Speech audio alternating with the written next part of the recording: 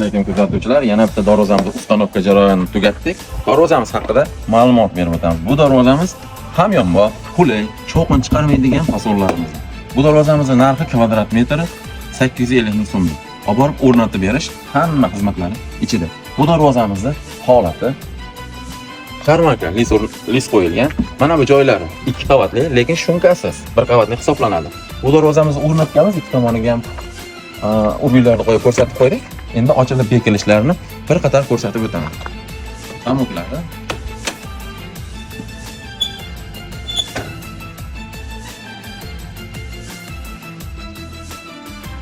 Darvozaning holati yaxshi, chiroyli o'rnatilgan. Shabada borligiga safar yurishi mumkin. Juda yengilligini evaziga barmog'ingizni ochib bekib olasiz. Yengil ishlaydi. Shamillar ham o'ziga yarasha. Bu holatdagi shamillar. Holati juda yengil.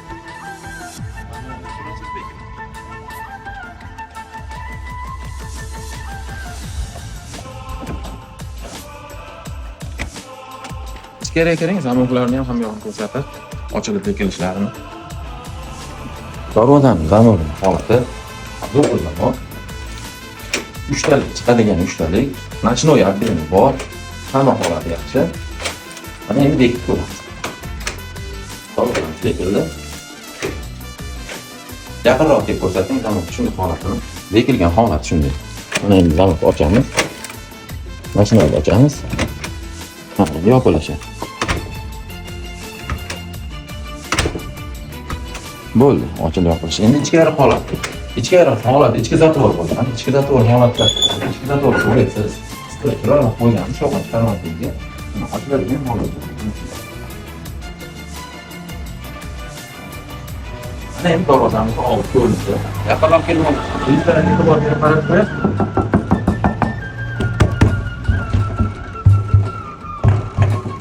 Shovqin chiqaradigan darvoza emas.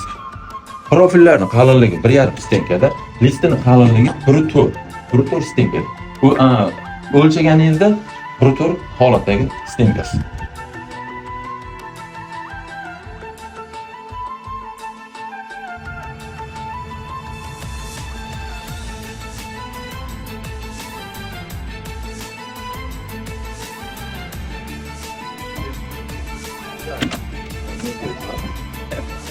Videoga solyapti videoga.